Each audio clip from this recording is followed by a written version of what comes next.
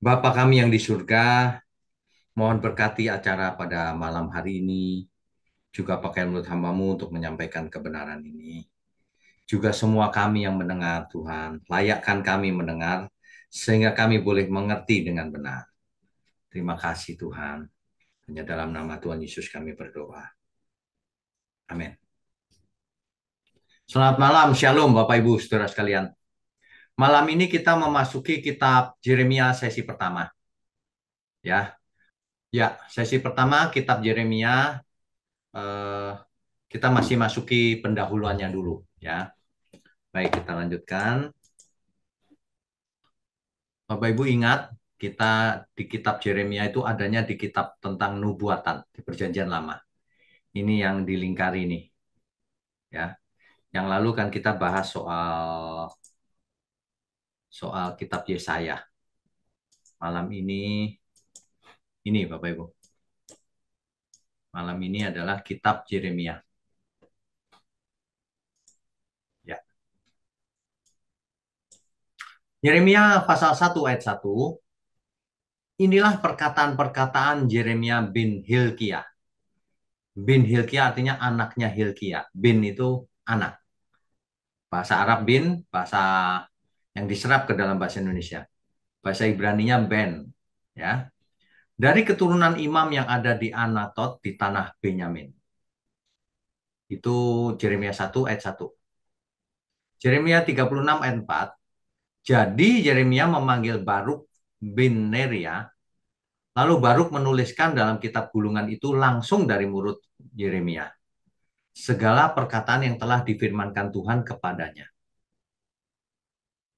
Jadi Yeremia menulis kitab ini, kitab Yeremia ini dengan bantuan asistennya atau juru tulisnya, yaitu namanya Baruk bin Neria. Ya. Sedangkan tentang nubuatan mungkin saja diteruskan oleh Baruk atau yang lain kalau di akhir-akhir gitu ya. Ya, tapi itu tidak terlalu penting. Ditulisnya sekitar tahun 627 sampai 586 sebelum Masehi. Dan ditujukan kepada orang-orang Yehuda. Waktu itu ibu kotanya Yerusalem. Ya, keadaan di zaman itu kita harus mengerti bahwa eh, zamannya Yeremia ini kurang lebih 100 tahun setelah zamannya Yesaya. Ya, ketika itu kerajaan Israel yang di utara sudah jatuh ke tangan Asyur dan penduduknya diasingkan ke Asyur. Jadi Yeremia ketika zamannya Yeremia utara sudah tidak ada. Keadaan Yehuda berada di tengah pertarungan perebutan kekuasaan hari itu, yaitu antara kekuatan Asyur, Babel, dan Mesir. Kalau Asyur sudah 300 tahun menguasai, asalnya dari di utaranya Sungai Efrat, memerintah dunia dengan ibu kotanya Niniwe. Tetapi di saat zamannya Yeremia, Asyur sedang melemah kekuatannya. Ya, nah sedangkan Babel di selatannya Sungai Efrat semakin menguat. Sedangkan Mesir dulu pernah berjaya 1000 tahun sebelumnya, punya ambisi untuk menguasai. Begitu kira-kira keadaannya hari itu. Nah, kira-kira di tengah pelayanan Nabi Yeremia, Babel yang menang, saudara. Babel memenangkan pertarungan, ia menguasai dunia hari itu. Ia mengalahkan Asyur tahun 610 sebelum Masehi. Dan kemudian mengalahkan Mesir tahun 605 sebelum Masehi. 5 tahun setelah Asyur jatuh. Jadi Babel sangat kuat hari itu. Babel akan memerintah selama 70 tahun kemudian. Ya, ya. Nah, pesan utamanya dari kitab Yeremia ini hampir mirip-mirip dengan nabi-nabi yang lain. Yaitu pesan utamanya adalah Tuhan akan menghukum orang-orang Yahudi karena telah melakukan dosa yang berkepanjangan. Ia akan mengizinkan bangsa asing, yaitu Babel, mengambil alih tanah perjanjian atau Yehuda tepatnya dalam hal ini, dan membuang orang-orang Yahudi ke pembuangan di Babel. Ya. Tapi setelah 70 tahun, orang-orang Yahudi di pembuangan Babel tadi akan kembali pulang untuk memulai hidup yang baru lagi. Oke, kita lanjutkan. Nah, ini timelinenya. Bapak Ibu perhatikan, di tahun 627 sebelum Masehi, Yeremia diangkat menjadi nabi oleh Tuhan, langsung dari Tuhan. Ya, sedangkan tahun 586 sebelum Masehi, sekitar 40 tahun tuh, Saudara. Tepatnya 41 tahun ya. Itu Yehuda jatuh. Yerusalem dihancurkan Babel dan pelayanan Yeremia berakhir di situ. Yeremia tidak diketahui matinya bagaimana dan seterusnya. Ya. Nah, di tahun ini Yosia terbunuh oleh tentara Mesir. Kemudian tahun 605 itu Daniel dibawa ke pembuangan. Yeskil menjadi nabi di sini 593 sebelum Masehi. Ya. Jadi sebenarnya pelayanan para nabi itu overlap satu sama lain. Misalnya ini Yeskil dan Yeremia kan di satu zaman ya, overlap begitu. Untuk lebih jelasnya Bapak Ibu bisa baca dua Raja-Raja 2 pasal 21 sampai pasal 25 tentang Yehuda yang jatuh. Itu sudah kita bahas di sesi-sesi yang lalu ya. Jadi Nabi Yeremia melayani di bawah pemerintahan 5 raja Yehuda terakhir. Panjang sekali pelayanannya. Ia melewati Raja Yosia, Yoahas, Yoyakim, Yoyakin, dan Sedekia yang terakhir. Raja terakhir Yehuda itu Sedekia. Setelah itu bubar dibawa ke Babel. Mulai dari tahun ke-13 pemerintahan Raja Yosia, ini Bapak Ibu, ini pemerintahan tahun ke-13 pemerintahan Raja Yosia. Yaitu sampai dengan tahun ke-11 pemerintahan Raja Sedekia. Nah, di sini. Dan di bulan Agustus terjadilah pembuangan ke Babel itu. Begitu, saudara. Jadi Nabi Yeremia melayani 5 periode pergantian raja-raja Yehuda yang terakhir. Sedangkan Nabi Yeremia lahir, rajanya lain lagi. Jadi selama hidupnya ia melewati banyak sekali raja. Ini saudara. Jadi Raja Yosia bisa dibaca di dua raja-raja 22 ayat 1 sampai 23 ayat 30. Ya, memerintah di tahun ini 640 sampai 609 sebelum Masehi. Dan Yosia adalah raja yang baik, raja yang baik, ya, gitu. Nah, Yeremia mengirim pesan kepada Raja Yosia itu dicatat di pasal 3 ayat 6 sampai 25. Demikian seterusnya Yoahas, Yoakim, Yoyakin, Sedekiah. Cuma yang 4 raja terakhir ini jahat sekali, saudara. Raja yang jahat di mata Tuhan. Ya, itu bisa dibaca di ayat-ayat ini. Nanti di rumah dibaca sendiri, diulang lagi. Ya, sedangkan di kitab Yeremia ada di ayat ini. Sudah dibuatkan ringkasannya ini. Jadi harusnya kita semua bisa belajar sendiri dengan mudah. Ya, oke kita lanjutkan dulu. Ya, ini dia, saudara. Maksud saya tadi itu ini. Jadi Nabi Yeremia lahirnya di zamannya Menashe, pemerintahan Menashe. Ya, nah itu raja yang sangat jahat Manasye itu. Bapak Ibu bisa baca di 2 Tawarik pasal 33. Sudah kita bahas sih di sesi-sesi yang lalu ketika kita membahas 2 Tawarik atau 2 raja-raja juga. Ya. Setelah itu rajanya berganti yang namanya Amon. Nah, barulah Yeremia melayani sebagai nabi sejak Yosia sampai Sedekia. Gitu ya. Saya harap ini sangat jelas, tidak usah dihafal juga untuk apa. Nah, salah satu ayat kuncinya ini. Yeremia pasal 2 ayat 19.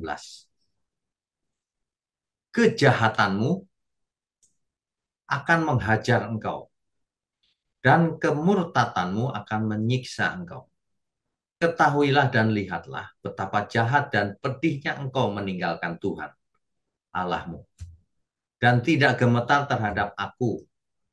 Demikianlah firman Tuhan Allah semesta alam. Tuhan marah sama orang-orang Yehuda ini karena meninggalkan Tuhan. Oke, kita lanjutkan dulu. Kalau zamannya Yeremia ini diteruskan, maka akan jelas itu di mana Yehuda jatuh ke Babel tadi, diteruskan nanti Nebukadnezarnya yang mati, kemudian Persia yang menang. Ini ditulis di kitab Yesaya, saudara. Jadi makanya ada overlap juga. Jadi Yeremia itu zamannya bukan setelah Yesaya, sebelum Yesaya. Tapi di Alkitab, kitabnya duluan Yesaya. Makanya kita jangan pernah berpikir kitab-kitab susunan kitab itu adalah kronologis keseluruhan, tidak. Ya, oke. Ini sejarah sudah kita bahas di pertemuan kita yang lalu. Ya, tentang kitab Yeremia. Tentang kitab Yeremia ini melukiskan peristiwa-peristiwa dan menubuatkan yang terjadi sebelum pembuangan di Babel, atau selama pembuangan, atau setelah pembuangan. Ceritanya begitu. Tahunnya 627 sampai 539 sebelum Masehi. Nah, tulisan kitab Yeremia ini bergaya sastra puitis, ada puisinya, ada apokaliptik. Apokaliptik itu maksudnya adalah akhir zaman. Ya. Dan naratif berupa cerita, narasi. Sifatnya berupa naratif. Ya. Pembagiannya secara singkat begini, nanti sesi selanjutnya kita akan bahas lebih detail. Yeremia pasal 1 sampai 25 itu garis besarnya merinci peringatan Allah mengenai penghakiman terhadap Israel. Sedangkan pasal 26 sampai 45 menggambarkan kisah bencana dan adanya suatu harapan. Ada bencana, ada harapan. Dan pasal 46 sampai 52 diakhiri dengan kumpulan puisi tentang penghakiman yang akan datang atas Babel dan pengasingan Israel ke Babel. Gitu ya. Ya. Yeremia pasal 1, coba kita baca ya, Bapak Ibu Saudara sekalian. Kita baca Yeremia pasal yang pertama. Coba kita baca. Ya. Inilah perkataan-perkataan Yeremia bin Hilkiah dari keturunan imam yang ada di Anatot di tanah Benyamin. Tadi ya, jelas ya. Dalam zaman Yosia bin Amon, Raja Yehuda, dalam tahun yang ke-13 dari pemerintahannya, datanglah firman Tuhan kepada Yeremia. Disitulah Yeremia diangkat menjadi nabi. Firman itu datang juga dalam zaman Yoyakim bin Yosia, Raja Yehuda, sampai akhir tahun yang ke-11, zaman Sedekia bin Yosia, Raja Yehuda. Hingga penduduk Yerusalem diangkut ke dalam perbuangan dalam bulan yang kelima. Ya. Nah, firman Tuhan datang kepadaku bunyinya. Ini adalah perkataan Yeremia yang dituliskan oleh Baruk. Tadi sudah saya jelaskan ya. Juru tulisnya Baruk namanya. Ayat 5. Sebelum aku membentuk engkau dalam rahim ibumu, aku telah mengenal engkau. Ini adalah firman Tuhan. Dan sebelum engkau keluar dari kandungan, aku telah menguduskan engkau. Aku telah menetapkan engkau menjadi nabi bagi bangsa-bangsa. Tuhan sudah pilih. Nah, tetapi apa kata Yeremia? Ayat 6-nya. Maka aku menjawab, Tuhan Allah, sesungguhnya aku tidak pandai bicara. Sebab aku ini masih muda, mungkin masih remaja ya atau pemuda gitu. Nggak pandai bicara, jadi nggak pede jadi nabi. Tetapi ayat 7 Tuhan berkata begini, tetapi Tuhan berfirman kepadaku, janganlah katakan aku ini masih muda, tetapi kepada siapapun engkau kuutus, haruslah engkau pergi Dan apapun yang kuperintahkan kepadamu haruslah kau sampaikan. Gitu ya. Janganlah takut kepada mereka sebab aku menyertai engkau untuk melepaskan engkau. Demikianlah firman Tuhan. Tuhan berjanji akan melindungi Yeremia. Ya. Lalu Tuhan mengulurkan tangannya dan menjamah mulutku. Mulutnya Yeremia dipegang oleh tangan Tuhan. Tuhan berfirman kepadaku, sesungguhnya aku menaruh perkataan-perkataanku ke dalam mulutmu. Nah, gitu. Ketahuilah pada hari ini aku mengangkat engkau atas bangsa-bangsa dan atas kerajaan-kerajaan untuk mencabut dan merobohkan. Dikasih kuasa, Yeremia. Untuk membinasakan dan meruntuhkan, untuk membangun dan menanam. Ini luar biasa loh. Tuhan sendiri yang pilih Yeremia jadi nabi, perkataan Tuhan ditaruh di mulut Yeremia, dan Yeremia akan dibela Tuhan. Ya. Nah, ini berikutnya nih. Coba kita baca perlahan ya. Sesudah itu firman Tuhan datang kepadaku, bunyinya, apakah yang kau lihat, hai Yeremia? Jawabku, aku melihat sebatang dahan pohon badam. Lalu firman Tuhan kepadaku, baik penglihatanmu sebab aku siap sedia untuk melaksanakan firmanku. Firman Tuhan datang kepadaku untuk kedua kalinya bunyinya. Apakah yang kau lihat? Jawabku, aku melihat sebuah periuk yang mendidih datangnya dari sebelah utara. Lalu firman Tuhan kepadaku, artinya gini loh itu. Dari utara akan mengamuk malapetaka menimpa segala penduduk negeri ini. Yang dimaksud adalah dari Babel. Babel kan di utara tuh, di selatannya Sungai Efrat. Kalau Asyur di selatan, kalau Babel di selatannya Sungai Efrat, kalau Asyur di utaranya Sungai Efrat, ya. Tapi itu di utaranya Yehuda atau Israel. Nah, artinya adalah dari utara akan mengamuk malapetaka menimpa segala penduduk negeri ini. Ya, artinya Babel nanti akan menghancurkan Yerusalem. Gitu. Ya, ayat 15. Sebab sesungguhnya aku memanggil segala kaum kerajaan sebelah utara. Demikianlah firman Tuhan, dan mereka akan datang dan mendirikan tahtanya masing-masing di mulut pintu-pintu gerbang Yerusalem. Kita tahu kemudian yang dimaksud adalah Babel. Dekat segala tembok di sekelilingnya dan dekat dengan segala kota Yehuda. Maka aku akan menjatuhkan hukumanku atas mereka.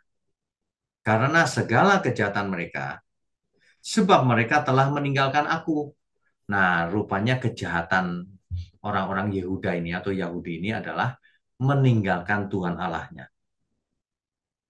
Dengan cara apa? Dengan membakar korban kepada Allah lain.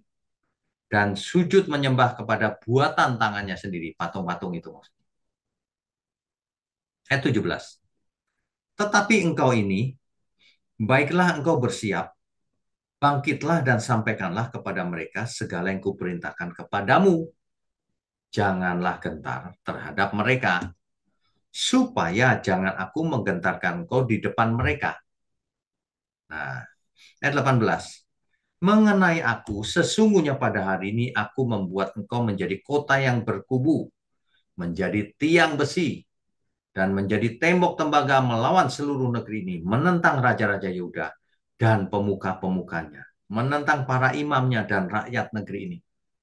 Waduh, mereka akan memerangi engkau tetapi tidak akan mengalahkan engkau, sebab aku menyertai engkau untuk melepaskan engkau. Demikianlah firman Tuhan. Bapak Ibu Saudara sekalian, Yeremia ini adalah seorang nabi yang diutus Tuhan dalam situasi yang sangat sulit. Ia harus menyampaikan pesan Tuhan yang tidak populer, yang tidak menghibur, yang tidak disukai oleh orang-orang. Makanya Yeremia ini dimusuhin oleh seluruh rakyat, keluarganya sendiri, raja-raja, imam-imam, pemuka-pemuka, semuanya musuhin Yeremia, termasuk nabi-nabi. Yeremia dipukul, saudara, dipukul, dimasukkan penjara, dipasung. Sebab Yeremia menubuatkan kehancuran Yerusalem, ditampar mulutnya. Macam-macam. Yeremia ini kasihan sebenarnya. Tugasnya berat. Ya. seluruh negeri menyembah dewa soalnya hari itu. Oke, saya lanjutkan dulu screen-nya ya. Ya, ini saudara. Jadi yang milih Yeremia adalah Tuhan sendiri. Ketika Yeremia masih muda dan masih belum pandai bicara. Nah, Yeremia diperintahkan untuk menyampaikan menyampaikan berita buruk. Kan nggak enak ya menjadi penyampai berita buruk, dimusuhin habis-habisan. Bapak Ibu Saudara bisa baca di Yeremia pasal 1 ayat 14 sampai 16 dan pasal 7 ayat 33 sampai 34. Sehingga Nabi Yeremia dibenci orang, bahkan dianggap sebagai pengkhianat. Dahulu Musa juga demikian. Alasannya tidak pandai bicara. Yunus diutus Tuhan, bukannya menjawab apa malah melarikan diri. Akhirnya dibawa kembali sama ikan, ditelan ikan. Yeremia diangkat Tuhan menjadi nabi bagi bangsa-bangsa. Tuhan bicara jangan takut. Tadi sudah kita baca ya. Yeremia pasal 1 tadi. Oke, kita lanjutkan. Nah, kejahatan umat Tuhan itu apa sih sehingga Tuhan mau menghancurkan Yerusalem? Ini dia. Salah beberapa di antaranya ini. Yeremia 1 ayat 16. Rupanya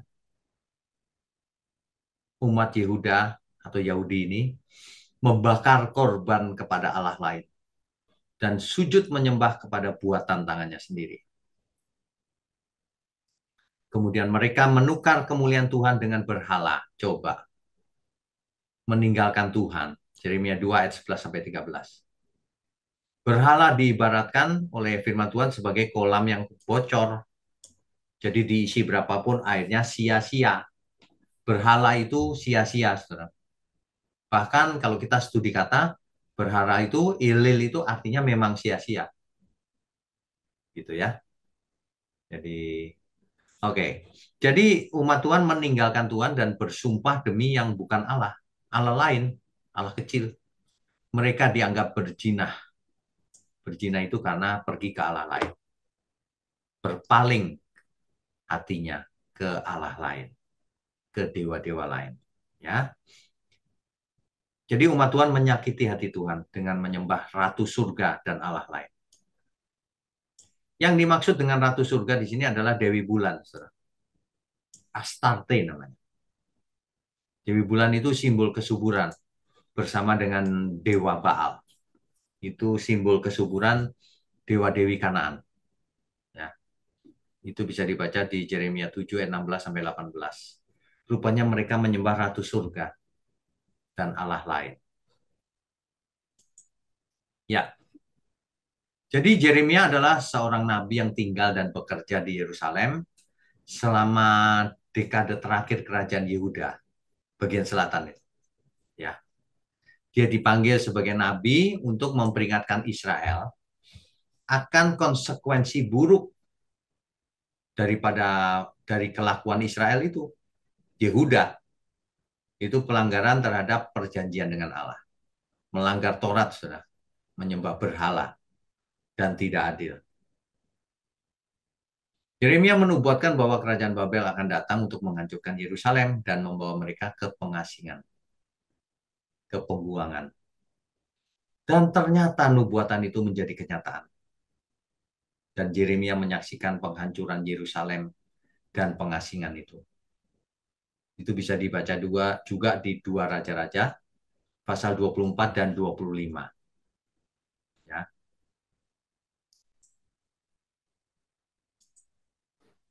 Yeremia melayani sebagai nabi kurang lebih 40 tahun. Tadi 41 ya kita hitung ya. Sebagai juru bicara Tuhan kepada Yehuda. Tetapi rupanya tidak ada yang mau mendengarnya sama sekali. Yeremia teriak-teriak tapi nggak ada yang mau dengar sama sekali.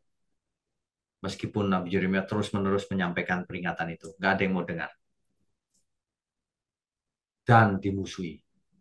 Di Yeremia pasal 11 ayat 21 di situ diceritakan Yeremia dilarang bernubuat demi nama Tuhan. Kamu jangan bernubuat demi nama Tuhan ya, kalau enggak kau kubunuh. Gitu. Dicatat tuh. Yeremia mengalami banyak sekali penganiayaan dan penghinaan dan pelecehan dan ancaman. Yeremia bahkan dikhianati oleh saudara-saudaranya sendiri. Yeremia 12 ayat 6. Pernah dipukul dan dipasung. Yeremia 20 ayat 2. Sahabat karibnya aja mengingini kecelakaan buat Yeremia. Yeremia 20 ayat 10. Para nabi, imam, dan seluruh rakyat ingin ia mati. Yeremia 26 ayat 8. Dan ia pernah dilawan oleh Nabi Hananya. Yeremia 28 ayat 1 sampai 17. Jadi Yeremia ini habis-habisan dilawan semua orang. Ya. Nah, kemudian ada poin lain di Yeremia 36, itu gulungan kitabnya dibakar oleh Raja Yoyakim. Yeremia bahkan difitnah sebagai pengkhianat, dipukul lalu dipenjara di ruang cadangan air bawah tanah. Itu dicatat di Yeremia 37 ayat 11 sampai 16. Yeremia juga pernah dimasukkan ke dalam perigi, perigi itu sumur ya, agar mati kelaparan. Yeremia 38 ayat 1 sampai 13. Dan ia dipaksa ke Mesir. Yeremia 43 ayat 1 sampai 7. Jadi keadaannya sebagai nabi sangat sulit Yeremia, dimusuhi semua orang. Semua orang menginginkan kecelakaan atau kematiannya. Ya. Nah, kitab Yeremia ini ada dengan cara yang sangat menarik. Kenapa? Karena setelah 20 tahun berkhotbah di Yerusalem, Yeremia merasakan Tuhan mendorongnya untuk mengumpulkan semua khotbah, puisi, dan esainya, serta menuliskannya. Dan ia menuliskannya dengan bantuan seorang juru tulis, sahabatnya yang bernama Baruk, yang menulis. Bahkan Baruk juga selain menulis, ia mengumpulkan seluruh materi yang sudah beredar menjadi sebuah gulungan. Baruk juga mengumpulkan itu, semua itu. Jadi bukan cuma menulis, ya berusaha mengumpulkan yang sudah ada juga. Oleh karena itu buku ini layaknya seperti sebuah antologi. Apa itu antologi? Sebuah koleksi, kumpulan, atau bunga rampai yang semuanya disusun untuk menampilkan Nabi ini sebagai pembawa pesan keadilan dan rahmat Allah. Tentu saja isinya ada penghakiman. Jika tidak taat. Ya. Oke. Ya, ini sebentar apa yang bisa kita lihat di sini. Ini saudara, Niniwe itu adalah ibu kotanya Asyur. Ini Babylon dengan ibu kotanya Babel.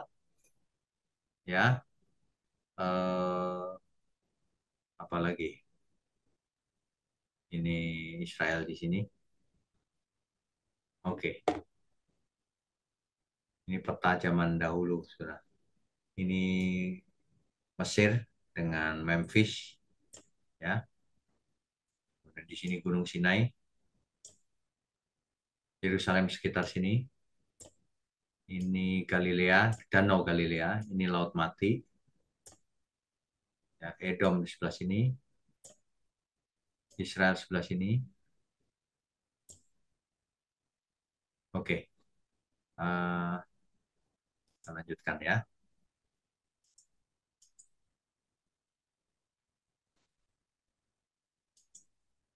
Baik, jadi uh, sebagai pendahuluan, kita diberitahu bahwa Nabi Yeremia ini hidup di zaman yang susah. Di utara sudah nggak ada kerajaan utara. Di selatan dapat ancaman dari 3 negara. Mesir, Asyur, dan Babel.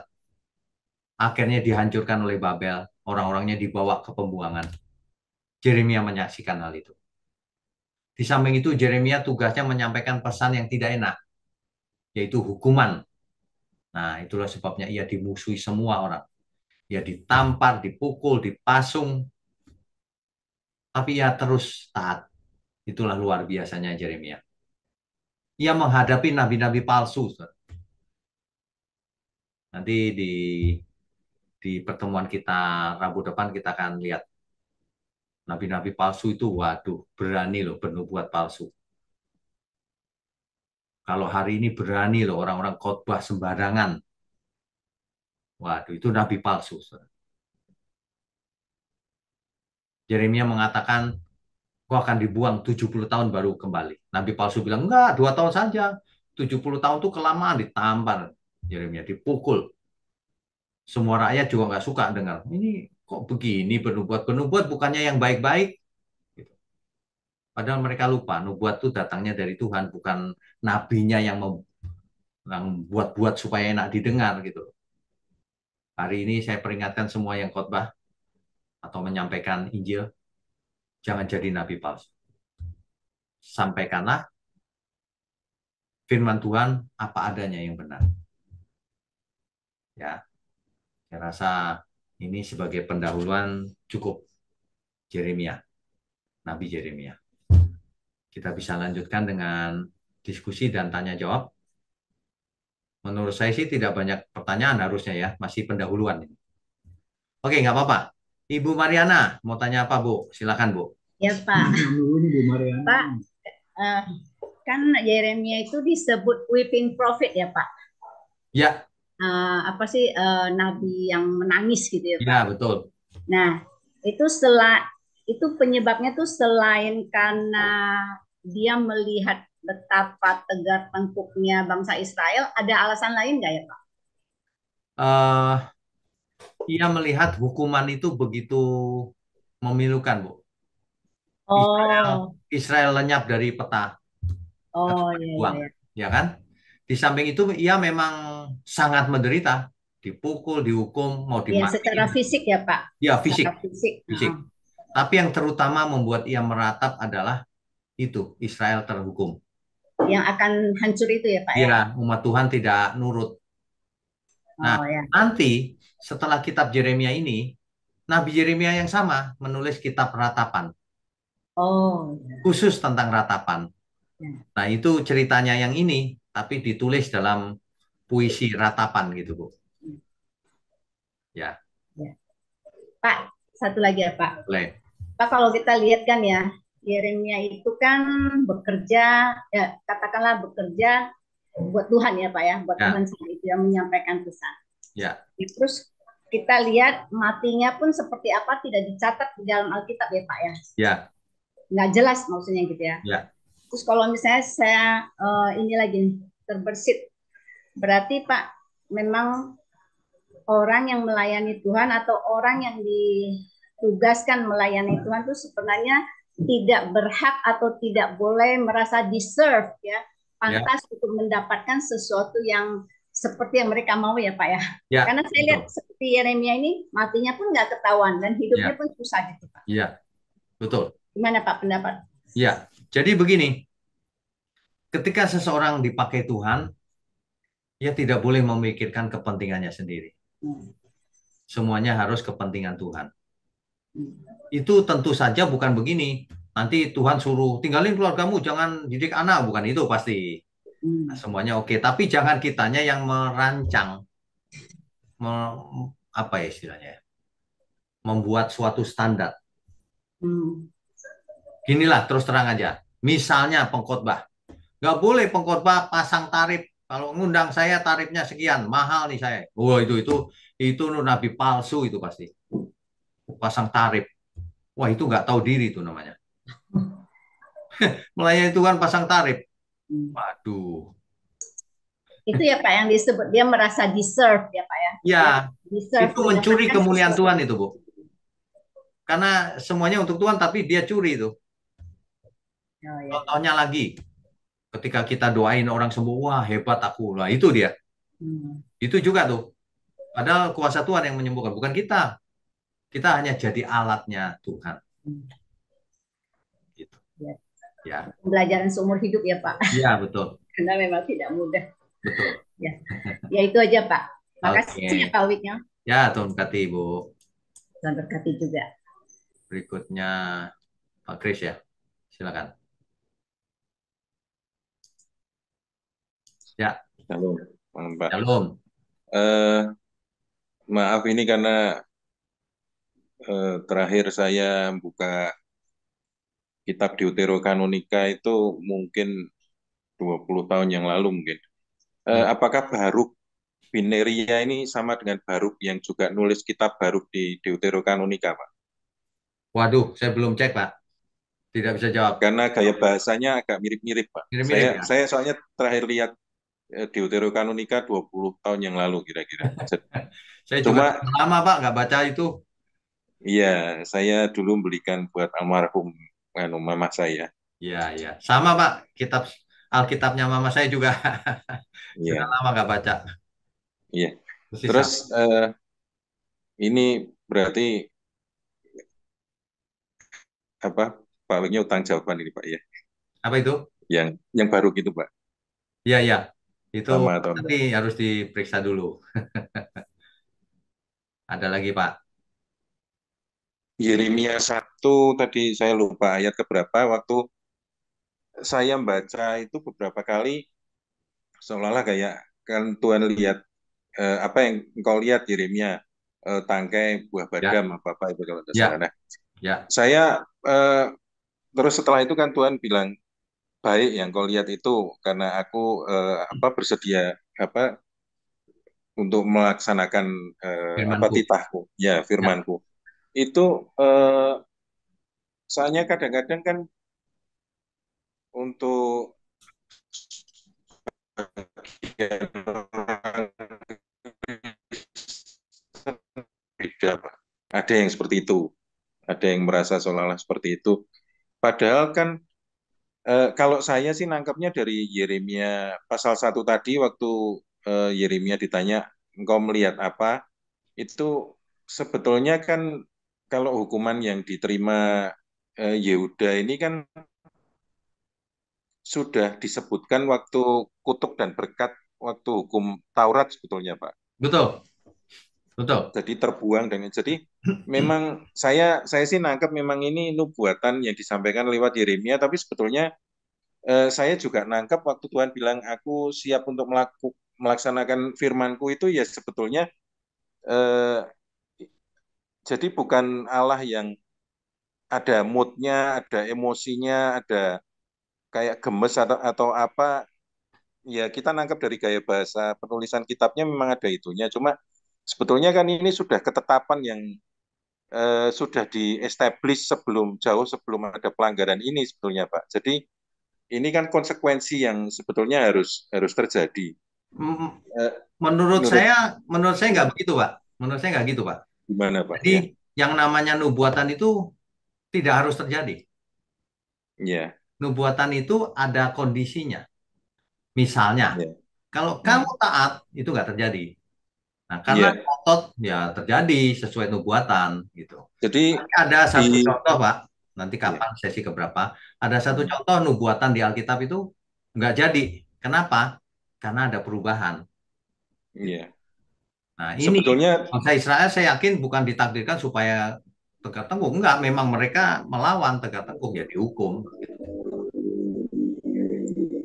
ya sebetulnya di Yeremia pasal 3 kan zamannya Raja Yosia itu kan kayak ada tawaran sudah ayo mau mau berbalik atau enggak sebetulnya kayak panggilan terakhir ayo lah kalau mau berbalik Ya, mungkin kalau itu dilaksanakan harusnya taka ini kan enggak terjadi Pak sebetulnya ya betul, di betul. pasal 3 itu kan ada kayak eh, kesempatan terakhir sebetulnya ada itu Pak Ya,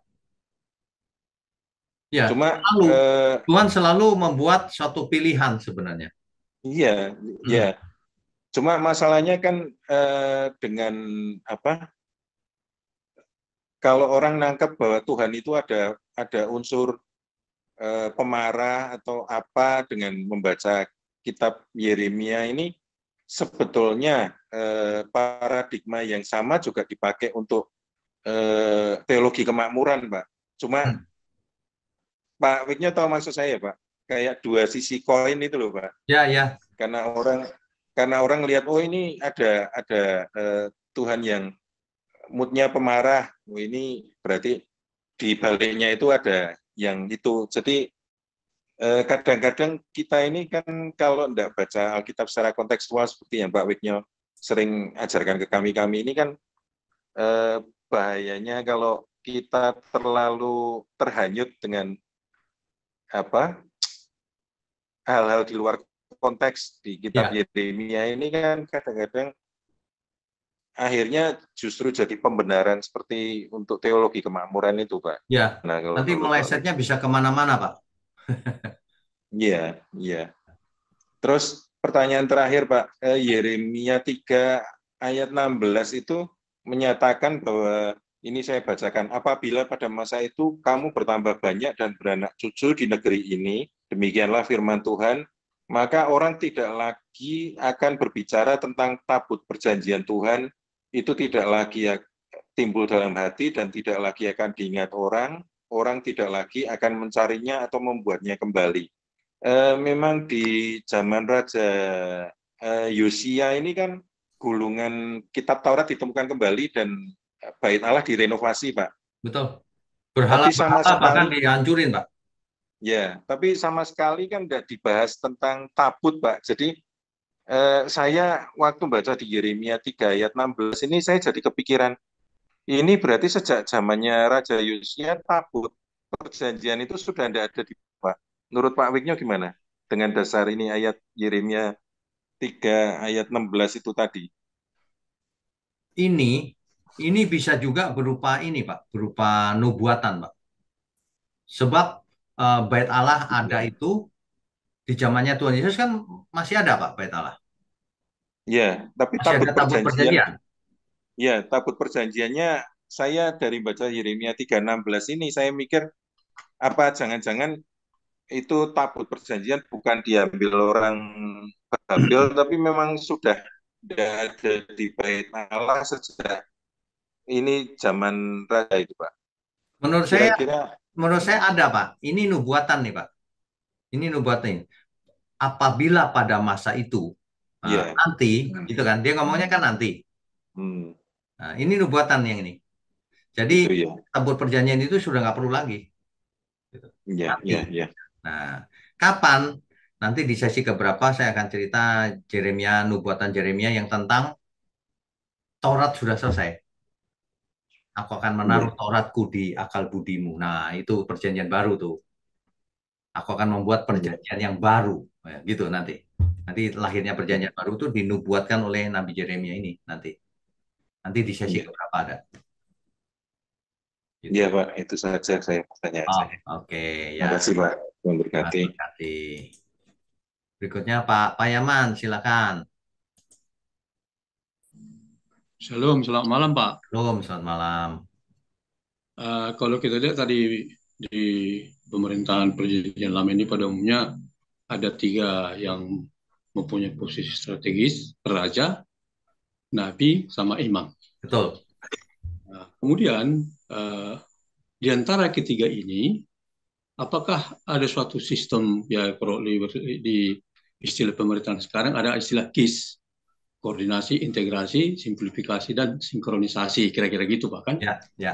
Nah, Anda tadi melihat, mendengar, memahami tadi yang dialami Jeremia sangat-sangat tragis lah Pak kan gitu. Ya. Nah, yang tiga-tiga ini dipilih oleh Tuhan. Jadi bagaimana sistem kerja yang tiga ini Pak? Makasih Pak. Oke, baik. Kalau tiga-tiganya dipilih oleh Tuhan, tidak masalah, Pak. Pasti semuanya seiring. Tapi seringkali yang terjadi, raja tidak dipilih oleh Tuhan. Imam dipilih oleh raja yang tidak dipilih oleh Tuhan ini. Nabinya juga dipilih oleh raja ini sendiri. Jadi bukan yang dipilih Tuhan. Bisa juga tiga itu, tiga-tiganya produk dari sistem politik yang ada. Misalnya di zaman Tuhan Yesus. Rajanya kan bukan dipilih Tuhan. Rajanya yang pilih Romawi itu, Herodes. Ya kan? Imamnya juga pilihan, pasti sudah dipilih-pilih gitu, Pak. Jadi bukan Tuhan yang pilih. Nah, kalau Tuhan yang pilih, nggak ada masalah sama sekali. Nah, jadi perlu dimengerti bahwa nabi itu tidak selalu Tuhan yang pilih. Ada nabi yang pilihan raja sendiri gitu. Karena suatu kerajaan biasanya ada nabinya, ada imamnya. Termasuk kerajaan yang pagan, Pak, yang bukan Israel, yang asing, ala-ala asing berhala gitu, termasuk selalu ada kuilnya, ada imamnya, ada nabinya tuh, ada rajanya. Kerajaan tuh biasanya selalu punya kuil, kuil penyembahan. Nah, di situ pasti ada imamnya, nabinya juga, gitu. Jadi pertanyaannya kalau itu dari Tuhan, ya semuanya nyambung. Nah, ini Yeremia ini dipilih Tuhan, tapi raja yang ada punya nabi-nabi banyak yang melawan Yeremia ini. Nah, itulah nabi yang dipilih oleh raja-raja itu, nabi palsu. Statusnya nabi tapi Pak, imam juga. Jadi berarti sebetulnya tetap ada suatu persaingan tidak sehat ya, apalagi misalnya sampai raja menunjuk nabi ataupun imam mungkin. Ya, itu politik itu Pak. Itu kepentingan politik. Iya, Pak. Kalau kepentingan Tuhan, ini Yeremia ini nggak ada untungnya Pak, menyampaikan berita buruk, bayangin. Nggak populer. Kalau politik kan ngomongnya yang enak-enak itu, biar dia populer. Oh ya, Pak, ya. Ya, Jadi di Israel ini Pak, sejak kapan ada tiga fungsi ini yang posisi-posisi tadi itu? Apakah setelah dari Mesir berangkat ke tanah Kanaan atau memang artinya muncul ini ada nabi, ada imam, ada raja gitu Pak? ketika keluar dari Mesir, itu Ya, perhatikan Pak, Musa nabinya, ya, ya, imamnya Harun, kan ada nabi, ada Harun, ada imam, rajanya belum ada, kan gitu. ya. Nah, itu sudah mulai terbentuk tuh Pak. Kenapa? Mungkin Israel minta raja kan akhirnya, karena lihat ada yang di Mesir, kok orang-orang punya raja, kok kita nggak punya gitu. Nah, itu Israel menolak Tuhan sebagai rajanya. Sebenarnya rajanya Tuhan, tapi Israel minta raja di bumi. Bangsa asing punya, masa kita nggak punya gitu. Nah, akhirnya lahirlah bentuk kerajaan dengan rajanya yang pertama Saul dan seterusnya. Gitu Jadi Pak. seiring dengan waktu itu perkembangan dalam perjalanan waktu Pak ya. Ya, betul. Akhirnya menjadi politik di zamannya Tuhan Yesus udah nggak karuan Pak. Oh, ya, Pak, ya. Ya. Ya, Makasih Pak. oke. Tuhan berkati. Pak Mulyono, silakan Pak.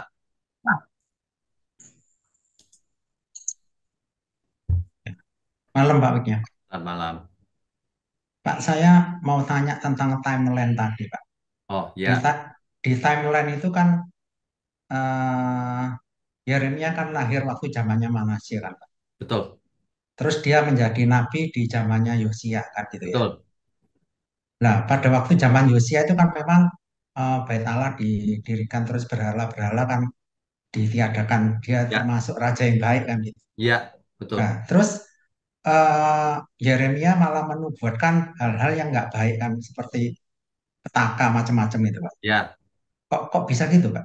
Kira-kira. disuruh Tuhan Pak, karena Tuhan marah besar. Kenapa? Karena bangsanya mengalihkan penyembahannya ke Allah asing, ke Ratu Surga, ke Baal, gitu-gitu Pak. Tapi pada zamannya Yosia kan sudah ditiadakan oleh Raja Yosia kan, Pak, itu. Raja Yosia betul meniadakan, Ah, tapi iya. Raja Yosia nggak lama mati Pak. Nah, Hmm. setelah itu balik lagi, semuanya balik lagi, persis sama sebelumnya. Jadi itu nubuatan setelah Yosia ya terjadinya Ya, gitu. betul. Nah, berarti pertanyaan berikutnya, kalau gitu apakah Allah merancangkan sesuatu yang buruk, Pak, Tidak, terhadap masa depan Israel gitu, Pak? tidak. Jadi selama pemerintahnya Yosia itu juga nggak bersih-bersih amat, Pak. Dibersihkan Yosia, tapi masih ada pasti sisa-sisanya. Gitu loh. Nah, di kalau kita baca dengan teliti, itu seluruh umat nggak ada yang benar. Makanya Tuhan marah. Bukan karena dinubuatkan.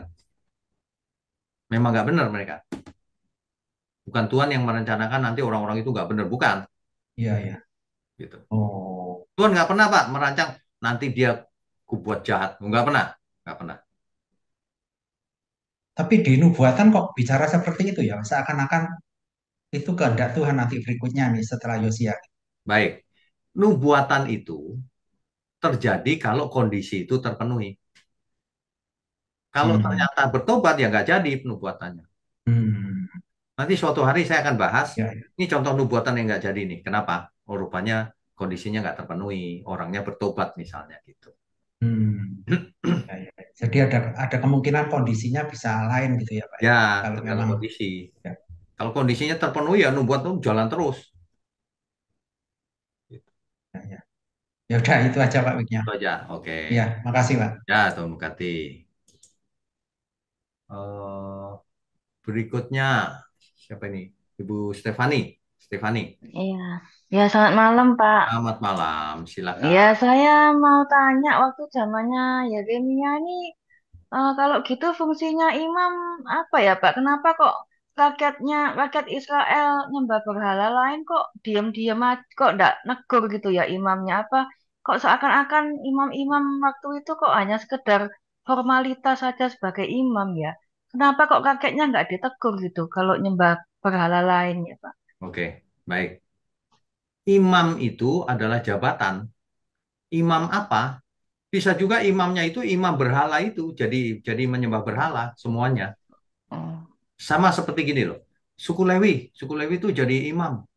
Ya, imam ternyata suku Lewi ada yang jadi imam karena dibayar di kuil berhala. Nah, ini ceritanya semuanya nggak benar di zamannya Yeremia. Jadi semua menyembah berhala ceritanya. Makanya Tuhan marah gitu. Termasuk imam-imamnya nggak benar. Nabi-nabinya juga nggak benar. Makanya marah semua sama Yeremia kan. Gitu. Oh ya, makasih Pak. Oke, Tuhan berkati. Berikutnya Yudi Galang ya. Oh, silakan. Terima kasih Pak Wikno, selamat Ya, malam. selamat malam. Pak Wikno, saya mau tanya yang di Yeremia 1 ayat 5 kalau nggak salah. Tuhan Mm-mm. sudah menentukan Yeremia untuk menjadi nabinya Oh Tuhan. ya, Nah, ya, selama ini kan saya ikut pengajaran Pak Wikno, ya, tidak ada destinasi. Itu ya, bagaimana Pak? Soalnya tadi Bapak mengatakan ada beberapa yang sudah ditentukan Tuhan. betul. Mohon penjelasannya Pak. Ya. Jadi gini, Yeremia ini dipilih Tuhan sudah direncanakan waktu di kandungan. Itu pemilihan Tuhan. Tapi Yeremia meresponnya bagaimana kan belum ditentukan, tergantung Yeremia. Sama dengan apa ya? Yudas. Yudas dipilih. Tapi kan kelakuannya dia bukan ditentukan oleh Tuhan. Tuhan seringkali memperingatkan kan. Tapi dia bablas terus. Gitu loh. Apakah itu hanya diakibatkan dari apa namanya pengetahuan Tuhan yang taruhlah disebut Alfa Omega. Jadi Tuhan sudah tahu oh ini orangnya ujungnya ke sini. Jadi sudah ditentukan seperti itu. Apakah begitu, Pak? Kalau saya nggak menganggap begitu. Kenapa? Misalnya Paulus. Paulus ditemui Tuhan Yesus kan? Kenapa ditemui? Apakah karena Tuhan nanti Paulus akan merespon dengan baik? Bukan. Karena Tuhan tahu Paulus ini salah mengerti nih. Salah mengerti. Buktinya apa? Ketika Tuhan bilang, yang kamu aniaya itu aku loh. Oh, iya Tuhan. Langsung benar kan? Nah, Paulus sebenarnya nggak jahat. Dia salah mengerti. Makanya ditemuin. Bukan karena nanti Paulus ini pokoknya aku tentuin gitu. Nggak ada itu seperti itu.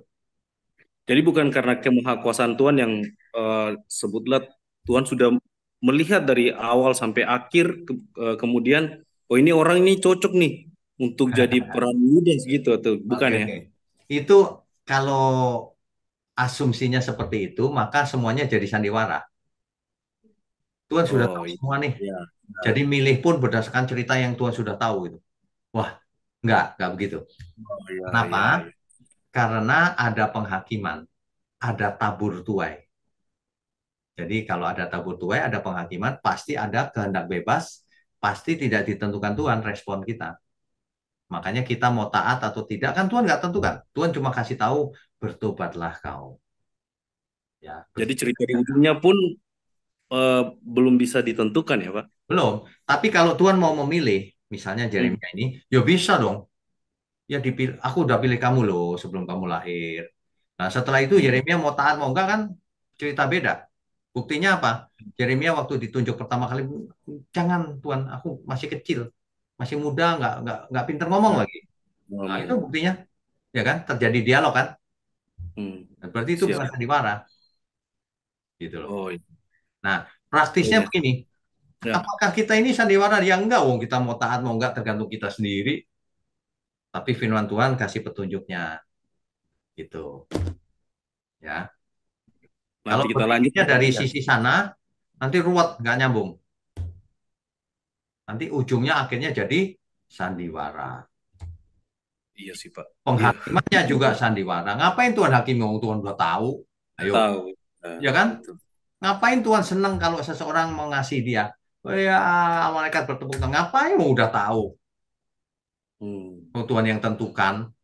Emangnya Tuhan bisa senang sesuatu yang dia tentukan sendiri? Nah, si A mengasihi aku nanti. Iya, aku bersuka cita karenanya. Loh, kalau itu Mr. Bean namanya. Iya, iya. Iya, iya. Iya, iya, Pak. Iya dong. Iya. Masa kita yang nentuin sendiri? Misalnya saya sebentar lagi Natal nih. Saya ke toko hadiah Natal. Saya beli yang banyak bungkus-bungkus, saya kirim ke alamat saya sendiri, nama saya sendiri. Saya yang nentuin semua. Iya. Nanti saya terima di rumah, iya saya senang gitu. Sakit jiwa saya berarti. Iya. Poinnya berapa yang itu ya, ya. Iya, Ada yang di. makanya. Tuhan kan Iya, nggak iya. begitu. Enggak, ya. Kalau dibilang malaikat bertepuk tangan itu karena yes, hasil perjuangan. Gitu, hasil Ya, penginjilan. Gitu. Mega itu lebih kepada eh, ya kayak time lapse ya, yang tidak pernah berakhir ya. Ya, ada banyak Siap. hal yang kita tidak bisa jelaskan secara detail. Tapi yang pasti kita punya pilihan. Kalau itu pasti, kita hadapi setiap hari. Gitu. Siap. Akan dilanjutkan Pak, nanti kepanjangan, kasihan Pak Oke. udah capek. Nah, mantap. Siap. Ya, makasih. Ya, Tuhan berkati.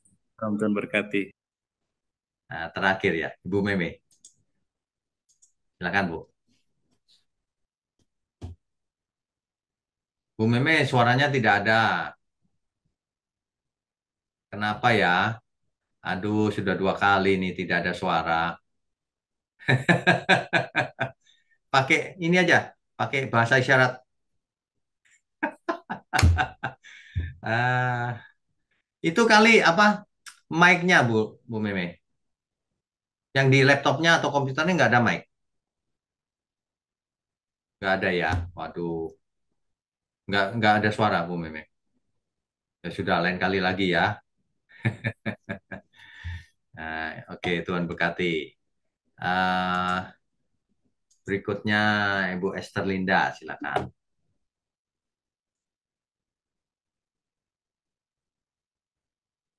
Ibu Esther Linda, silakan. Di unmute dulu. Ya, malam Pak. Malam.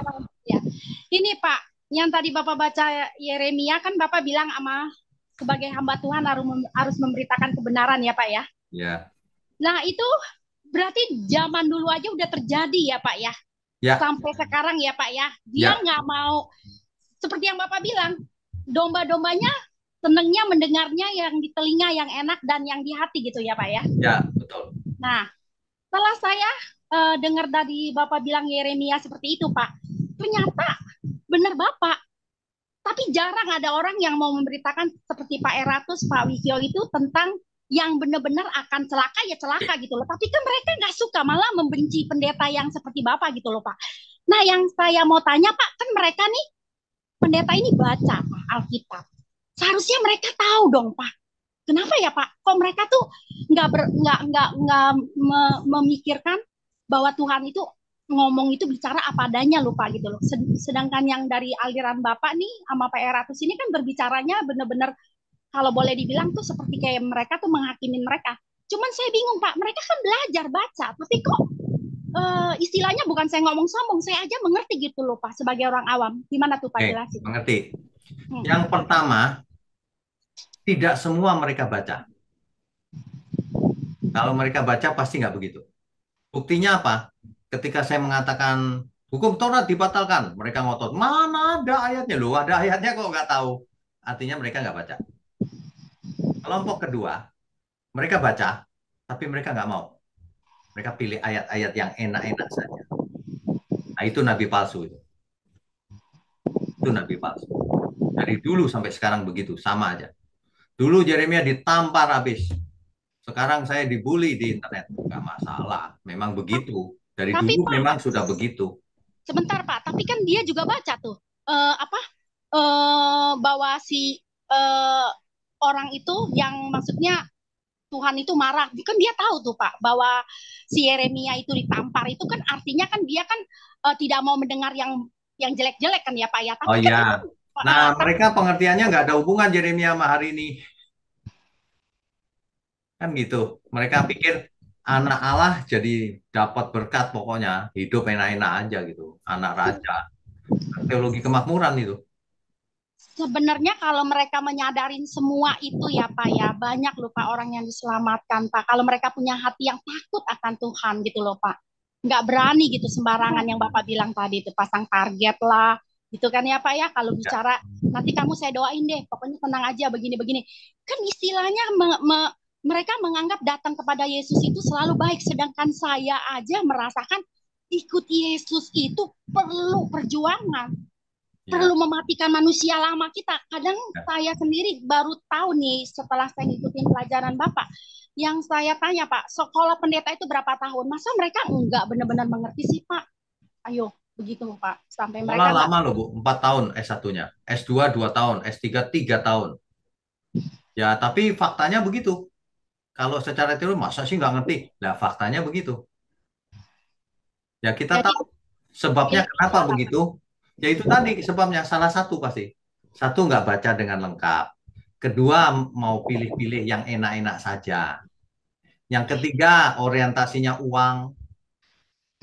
Nah, kalau udah begitu udah deh kebenaran kalah, dikalahkan sama mereka. tapi mereka sebenarnya tahu kali Pak, saya rasa Pak. Kan Bapak bilang kadang-kadang diri sendiri aja dia bisa tipu. Mungkin karena udah tergiur yang seperti saya baca ya Pak. Kan saya selalu bilang sama teman-teman saya bilang gini loh. Kita tuh masih hidup di dunia, kata teman saya. Udah deh, kamu jangan terlalu ngomongin hal yang aneh-aneh, Esther. Ngomongnya mati, pendeta kamu tuh ngomongnya mati, mati melulu. Saya bilang gini, loh, kok kamu mau ngomong mati aja, takut kan Yesus mati, saya bilang. Dia diem. Iya, Yesus itu Tuhan, tahu? Betul, tapi Yesus mati dulu. Jadi bisa bangkit, kita juga harus mati dulu. Terus saya pernah ngomong gini, Pak. Memang benar saya hidup masih di dunia, tapi saya nggak memikirkan hal-hal yang di dunia. Saya mikirkan hal-hal yang di surga. Terus dia jawab begini, tapi kan saya nggak ada semangat hidup kalau dengarnya mati-mati melulu. Lah, saya balikin. Sekarang begini loh, kamu sadar gak? Kematian itu kalau menurut firman, hidup untuk Kristus, mati adalah keuntungan.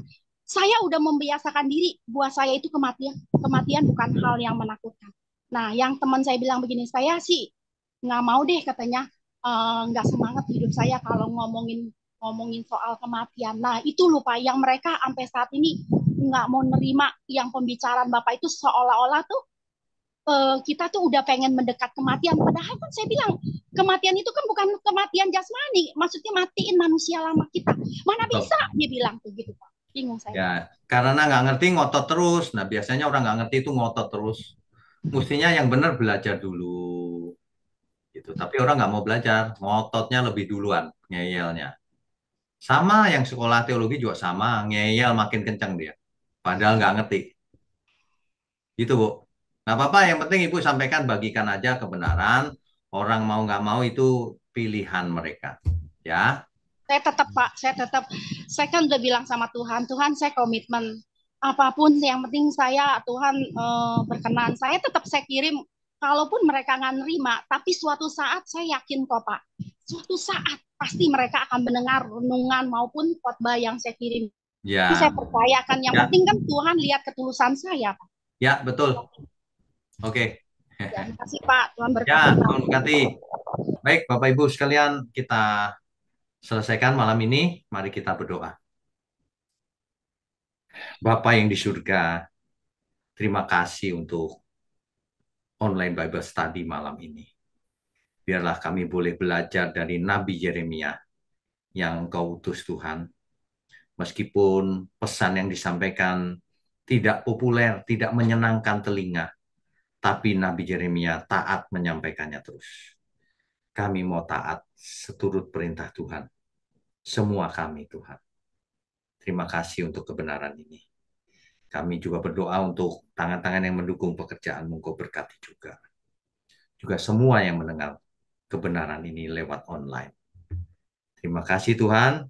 Mohon berkati kami semua dengan kesehatan, umur panjang, hikmat marifat. Agar hidup kami tidak sia-sia sebelum kami menutup mata. Terima kasih, hanya dalam nama Tuhan Yesus kami berdoa dan mengucap syukur. Amin.